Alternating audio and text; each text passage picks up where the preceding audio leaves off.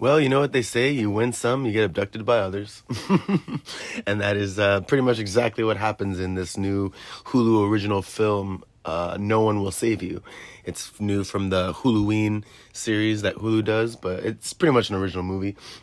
And it follows this character, Bryn, who lives alone. She lives in isolation for some reason. She's super sad and depressed for some reason. She has no family, no friends, no nothing.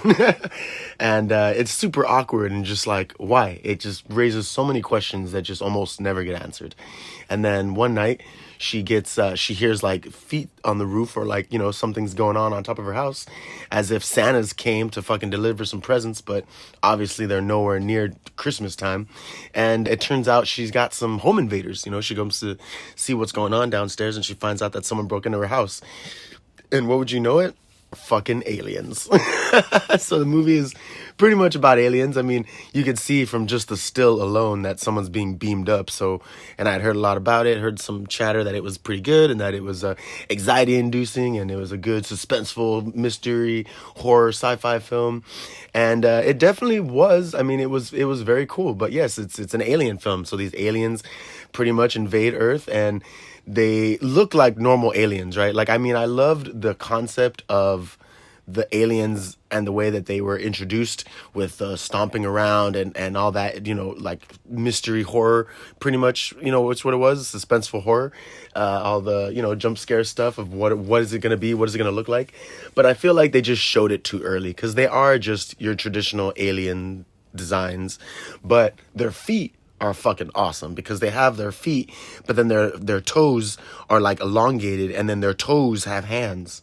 So it's like they're like 3 layers of feet, and so when they move fast, but they're actually not moving their legs, and they're not hovering, but they're also moving without moving their limbs. It's crazy. I absolutely love the concept of the alien. I just think the movie was executed rather poorly. So she gets attacked, she gets invaded by this alien, and all this shit ensues, and she ends up doing this like Home Alone style battle with it. She battles like 2 of them, but she ends up killing it, and she actually overcomes the alien. Now, my assumption is that the aliens were like, hey, we're just coming to abduct you guys, and now that you done killed one of us, this means war, because they end up coming back and fucking her up. And now it's funny, because after she kills that first alien, she goes back into town, find out that like no one really else is saying anything, right? No one else is freaking out about aliens. She's like the only one that encountered one, and she's so sad and so depressed that she can't even like say anything. She can't like warn anybody. And when she goes to the police station and she sees the police chief and his wife, they like spit on her. The wife like spits on her. It's like, what the fuck? Like, girl, you have a dead alien at your house that you should have brought, and they're like, obviously giving you shit for something. You're obviously sad for something, but what? Like, there's no explanation. It's so nerve-wracking. It's like, what the like, it's annoying is what I should have said, actually. But anyway, so afterwards she goes back home, and she ends up starting to fortify her house from the aliens, right? And then I love that scene, because right when she's done setting everything up, she fucking just gets invaded again. It's like the funniest shit ever. And so again, she's Home Alone-esques her way out of these aliens, and they're the same style of alien, but concept was cool. There's 3 different versions of them. There's like these little tiny fucking dwarf aliens with long arms that are like little monkeys, and then there's these really big, tall, spider-like looking motherfuckers that are pretty freaky, and then there's the normal foot soldiers, I guess you would say, that are like the basic looking aliens like us. And it's just it was super random, but also cool. But I don't like that she's just like, she doesn't speak through the whole fucking movie, She's just super sad, depressed, but so anxiety driven and like so resourceful. She's so cunning that she can best all these aliens. It's like, come on, you're telling me all these other townsfolk fucking lost their lives or their minds to these aliens, and you're the only one that was able to like fend them off? It's like, come on.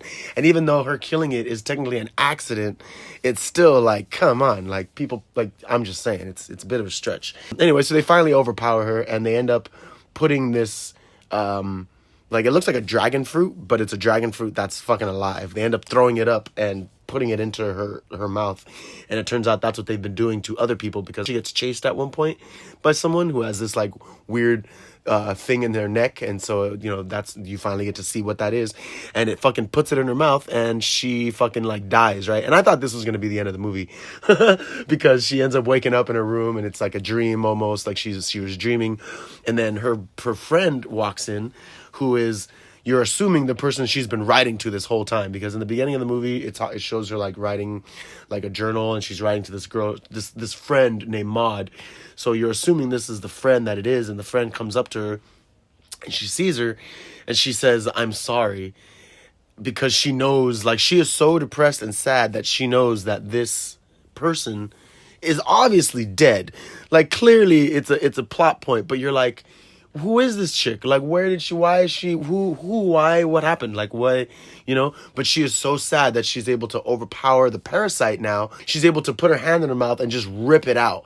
So she rips it out, and fucking, like, she's back in front of her house and shit, all fucked up.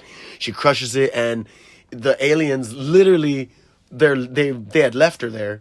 And they literally fly the fuck right back over her. And they just beam her up right out. They actually beam her up this time. And they end up capturing her.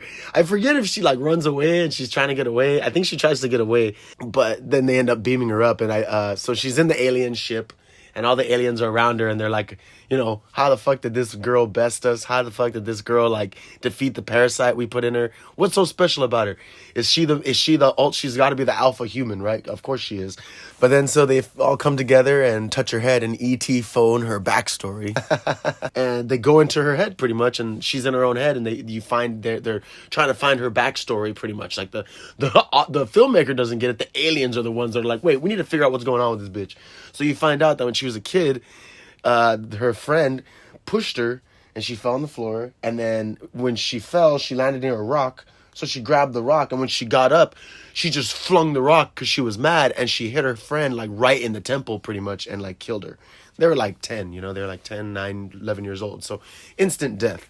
And it turned out that the police sheriff was her father, was the little girl's father, and then the mom. So they were, like, devastated because it was an accident. And it's also subsequently how she killed the alien. It was an accident. Like, it comes to pick her up, and it destroys her little, like, modeling set that she's building of the town. And she grabs, like, this bell tower, and when it flings her towards it, she accidentally, like, stabs it in the head because her arms are, like, flailing. So same difference, except, she didn't want to kill her, obviously, her friend. It was just, she was mad. Whereas here, she obviously wasn't trying to kill the alien. It was an accident because it flung her at it. So it's like, it was this whole, like, weird bullshit. Like, what? Like, humans are good. They're inherently good. Fucking, we all make mistakes. Maybe she's obviously worth saving because they end up saving her, but they end up sparing her. But it's just like, come on. Like, you're telling me no one else went through some shit? Like, I mean, I'm just saying.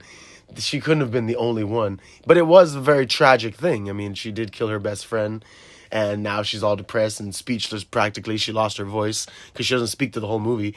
It was just so random. It was very, like, what the fuck? Like, all right, I mean, I guess, but you literally have no family, no friends throughout this entire film, and, like, no one gives a shit about you now. Like, I mean, we all make mistakes, but, come on. Come the fuck on. If anyone needs love and care, it's definitely fucking you. Self-care number one. Which is why I would say the movie is called No One Will Save You, but I honestly think I was trying to figure out what, like, the meaning, what the story was. It's like, no one will save you but you. No one will save you but yourself, because she ends up inevitably saving herself. So they end up, sparing her. They drop her down back to Earth, and at one point she fights, like, a clone of herself. All of a sudden, she finds I think it's before she gets abducted. She's running away from pulling out that thing out of her mouth, and she runs into, like, a clone of herself, and then that clone of herself stabs her, and then she ends up killing that clone because she had a box cutter with her. And it's like, what are the aliens, like, creating clones? I guess that would make sense. They capture you, they put the thing in your throat, and then they fucking send down a copy of you to, like, be there in place of you. I guess, it would kind of makes sense. And so at the end, after they spare her, she ends up, like, just going back to, like, she ends up accepting her past and, like, getting over her past, and she's like, in the beginning she wanted to learn how to dance, and so she's like dancing now at this like party with this guy she saw earlier in the film. But then when she sees him the second time, he's got like the thing in his throat, and he's like all like, you know, parasitic and shit, aliened out. So it's like she's obviously dancing with him like either his clone, or maybe they set everybody free. Maybe they're just like watching over Earth now, but like you can't really tell. It's a very ominous ending, and then all the UFOs are still floating around in the sky, and it's just like, it was so random. It was a very, very, very random movie. I mean, I did enjoy it, like I said, because I love aliens. You know, I always like watching X-Files during these times. I mean, you know, Close Encounters of the Third Kind. I love The Fourth Kind. It's one of my favorite movies. So, I mean, you know, I love a good alien, you know, fire in the sky. I love a good alien film, but it's like I was expecting there to be more of like a story or a survival, at least with more people, not this girl that just doesn't speak and like is that fucking lucky, but unlucky enough to have killed her best friend and like ruined her own life. So I don't understand. Like, you know, I liked it. Good alien concept. It lets me know that aliens can be done properly in 2023 and moving forward. But also the story was such shit. I gave no fucks about the character. Anybody could have played that character because they didn't have to speak. You know, John Woo has a new movie coming out. The critically acclaimed action director called Silent Night, where Joel Kinnaman doesn't speak, and everyone's like, oh, it's gonna be so crazy because there's no dialogue. It's like, you know what? There's no fucking dialogue in this movie. Like sometimes no dialogue works, but sometimes, unless you're gonna have enough shit happen, dialogue is not. You know, dialogue is needed. It's not. You know, the movie won't be enough. It won't be enough to shadow the rest of the plot. But anyway, just my thought. But it was still a fun movie. It was on Hulu. Check it out. It's free. You don't got to go to the theater. Definitely a popcorn flick. Definitely something to add to the Halloween roster this year.